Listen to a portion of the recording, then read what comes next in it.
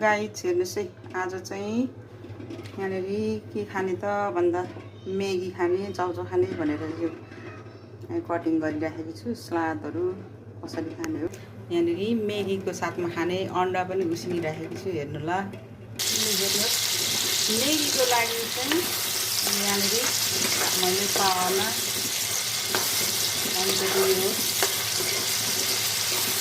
योहरू पकाइराखेको छु। अब यसमा हेर्दै जानु होला। मेगी पकाउँदा चाहिँ मसलाहरू मिक्स गर्दै जाँदैछु। थोरै हिँडेर फेरि देखाउँछु हजुरहरूलाई। यसमा मैले थोरै सुप राखेँ। अब यो उम्लिन लागेको छ। उम्लिसकेपछि फेरि मेगी हाल्छु। यसमा मैले उम्लेको छ मेगी हालिसकेको छु। हेर्नु होला, उम्लिनु लाग्यो, पुरा बन्नलाई तयार हुँदैछ है साथी।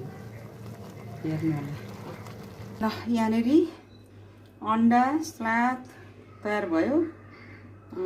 तयार भयो। अब तयार ल, यहाँनिर बोटुकामा।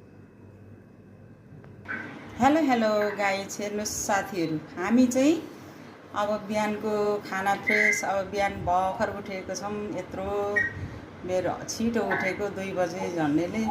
अब यहाँनिर चाहिँ के गर्ने भन्दाखेरि दिदीबहिनीले अब यस्तै खाम एकदम अब भेज खाना भनेर चाहिँ सल्लाह गरेर बनाएको हो होइन।